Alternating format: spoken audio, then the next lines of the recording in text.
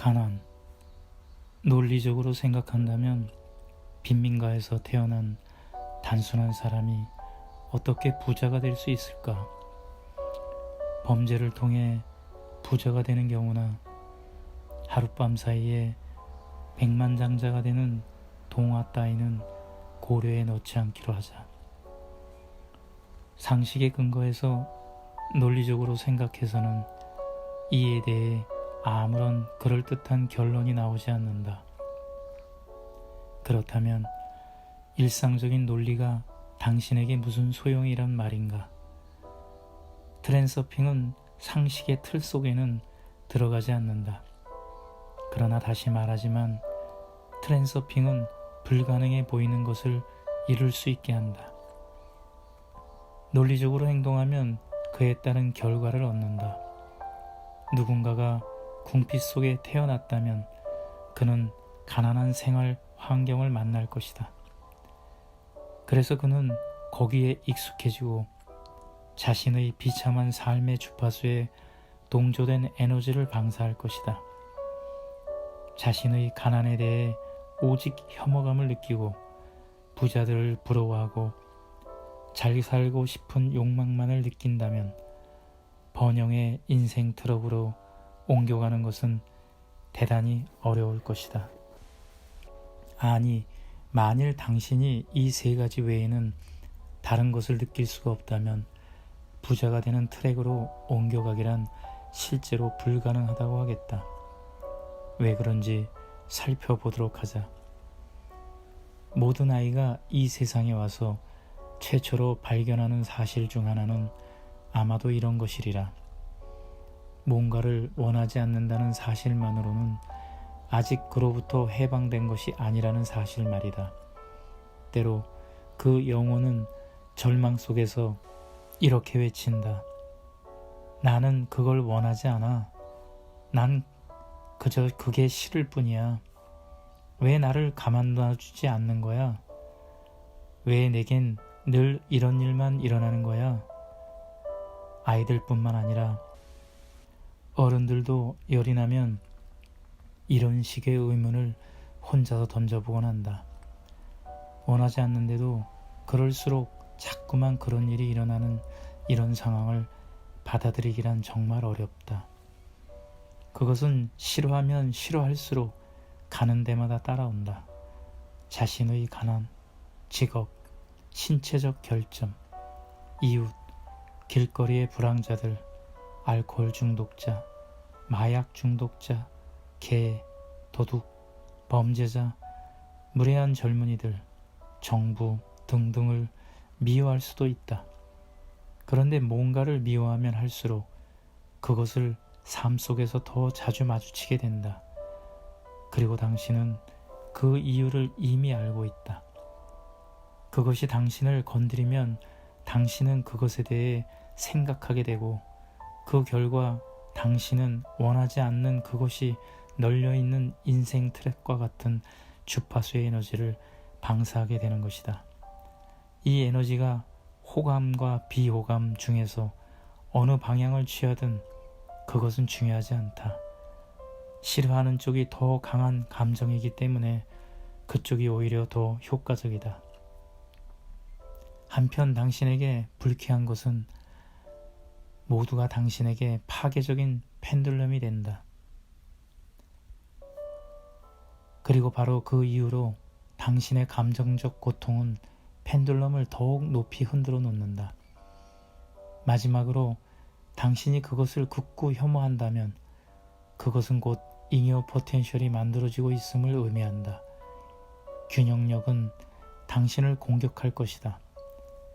왜냐하면 세상이 당신의 비유에 맞지 않는다면 세상을 바꾸는 것보다는 한 사람뿐인 당신을 제거해버리는 편이 훨씬 더 쉽기 때문이다.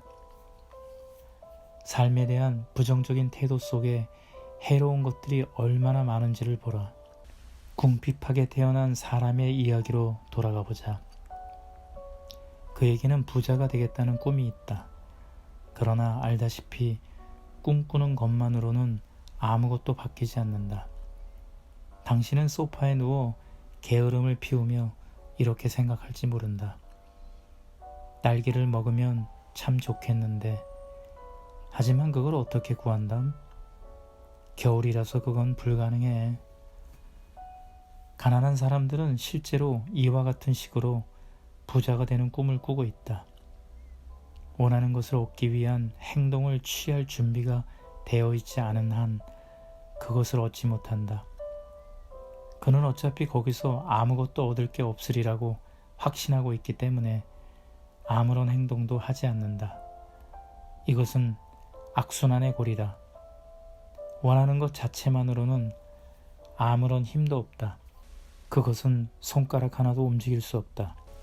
손가락을 움직이는 것은 의도, 즉 행동하고자 하는 마음의 태세다. 의도는 또한 가지고자 하는 마음의 태세를 포함한다. 어떤 사람은 이렇게 말할 것이다. 그렇담 나는 정말 부자가 될 준비가 돼 있어요. 그야 사실 아주 간단한 일 아닌가요? 난 정말 부자가 되고 싶다고요. 역시 아니다. 원하기와 가질 태세를 갖추기 사이에는 깊은 심연이 놓여 있다. 예를 들어 궁색한 사람은 부유한 환경이나 명품 백화점 같은 데서는 안 그런 것처럼 보이려고 아무리 애를 써도 어쩔 수 없이 물 밖에 나온 물고기 같은 기분이 된다. 그는 마음 깊은 곳에서 자신이 이런 것을 누릴 만한 사람이 못 된다고 느끼고 있다. 궁색한 자에게 부는 안락지대가 아니다. 부유함이 불편하기 때문이 아니라 그가 이 모든 것으로부터 너무나 동떨어져 있기 때문이다. 새 안락 의자가 아무리 좋아도 쓰던 의자가 더 편한 것이다. 궁색한 사람은 오직 부의 표면만을 본다. 호화주택, 값비싼 자동차, 화려한 실내 장식, 고급 사교 클럽. 궁색한 사람을 그런 환경에 있게 하면 불편함을 느낄 것이다. 또 그에게 돈이 가득 찬 가방을 준다고 해도 그는 온갖 어리석은 짓으로 결국 그 돈을 다 날려버릴 것이다. 그가 내보내는 에너지의 주파수는 부유한 삶과 전혀 공명하지 않는다. 궁색한 사람이 부유한 느낌을 자신의 안락지대 안에 포함시킬 때까지는, 값비싼 물건들의 소유자가 된 느낌을 터득할 때까지는, 비록 땅에 묻힌 보물상자를 캐낸다고 할지라도 그는 여전히 궁색한 사람으로 남아있을 것이다. 부자가 되는 길에 놓인 또 하나의 장애물은 질투심이다. 알다시피 누군가를 부러워하고 질투한다는 것은 그의 성공 때문에 불쾌해지는 것을 의미하기 때문이다. 이런 의미에서 질투는 좋을 것이 아무것도 없다. 게다가 질투는 강력한 파괴적 요소를 가지고 있다. 사람의 심리는 이렇게 움직인다. 즉 사람은 자기가 갖고 싶은 것에 대해 부러움을 품으면 그것의 가치를 온갖 방법을 다 동원하여 깎아내리려 한다. 질투의 논리는 이렇다. 난 그가 가진 것이 부럽다. 그것이 나에게는 없다. 아마 난 그걸 결코 갖지 못할 것이다. 그렇지만 내가 그보다 못한 게 뭐가 있는가? 그러니까 그가 가진 건 형편없는 것이고 내겐 그런 게 전혀 쓸모없다. 이런 식으로 소유욕이 방어 심리로 변하고 그 다음에는 거부로 바뀌는 것이다. 잠재의식은 모든 것을 문자 그대로 이해하기 때문에 거부는 그 미묘한 차원에서 일어난다. 의식이 질투의 대상을 낮추어 보는 것은 자신을 다독거리기 위해 겉신용으로만 그러는 것이지만 잠재의식은 모든 것을 심각하게 받아들인다. 그래서 잠재의식은 모든 힘을 동원하여 그가 낮추어 보고 거부하는 것을 얻지 못하게끔 하기 때문에 이득보다 손실이 더 크다. 이제 우리는 어떤 집요한 힘이 사람들을 가난의 인생 트럭에다 붙들어 메워두는지를 이해한다. 부유한 사람이 가난한 인생 트럭으로 옮겨가는 유도전에서는 사건이 더욱 극적으로 전개된다. 정말 완벽하게 성공적인 사람이 모든 것을 잃고 길거리에 나앉는 일이 벌어지는 것이다. 가난으로의 유도전이에서 가장 방심할 수 없는 것은 처음에는 나선이 천천히 풀리다가 점점 빨라지면서 나중에는 멈추기가 불가능해진다는 것이다. 이 나선은 일시적인 재정적 어려움에서 시작한다. 이런 일시적 재정난은 누구에게나 어느 순간에도 일어날 수 있다. 그것은 소풍날에 비가 내리는 것처럼 참으로 일상적이고 피할 수 없는 일이다. 당신이 그 때문에 삶에 대해 분노하거나 우울해하여 동요하지 않는다면 당신이 에너지를 주지 않으므로 그 파괴적인 펜듈럼의 흔들림은 꺼져버릴 것이다. 유도전이는 당신이 나선의 끝을 부여잡을 경우에만 시작된다. 나선이 돌기 시작하려면 당신이 펜듈럼에 반응해야 한다. 펜듈럼의 자극에 대한 당신의 첫 반응은 불만족이다. 펜듈럼을 지탱하기에는 이것만으로는 너무 미약하다. 당신의 감정이 여기서 끝나버린다면 펜듈럼은 꺼지고 만다. 또 다른 반응은 분노다.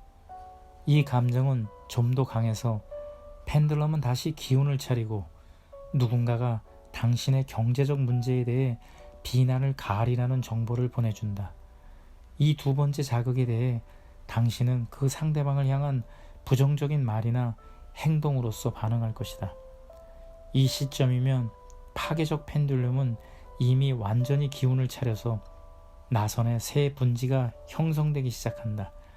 즉, 당신의 월급이 줄어들거나 물가가 치솟거나 누군가가 갑자기 나타나 빚을 갚으라고 독촉할 것이다. 모종의 과정이 진행되고 있다는 사실을 당신이 아직 깨닫지 못하고 있다는 점을 주목하라. 그것은 그저 지나가는 하나의 운 나쁜 일처럼 보일 수도 있다. 그러나 사실 그것은 어떤 방향성을 띈 과정이다. 즉, 당신이 펜듈럼의 흔들림에 응답하면서 그것을 스스로 유도한 것이다. 당신의 방사 에너지는 번영의 트랙으로부터 가난에 시달리는 트랙으로 스스로 주파수를 바꾼다.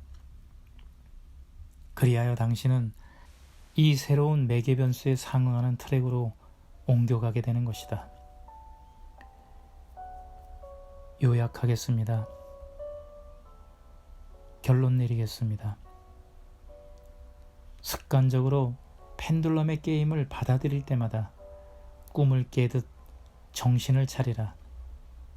불만, 분노, 근심이 올라올 때마다, 건설적이지 못한 토론에 끼게 될 때마다 정신을 차리고 깨어나라. 기억하라. 당신을 부정적으로 반응하게 만드는 모든 것은 파괴적 펜듈럼의 도발이라는 것을. 꿈에서도 똑같은 일이 일어난다. 그것이 꿈임을 깨닫기 전까지는 말이다.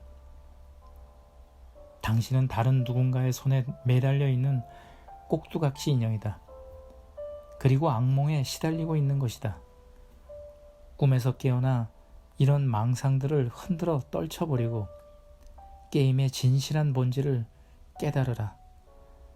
당신은 삶의 주인이다. 주변의 모든 사람이 좀비처럼 살고 있지만 당신은 환경의 희생자가 아니라 환경의 주인이다. 환경의 희생자가 아니라 환경의 주인입니다. 감사합니다. 사랑합니다. 축복합니다. 함께하여 더 행복합니다.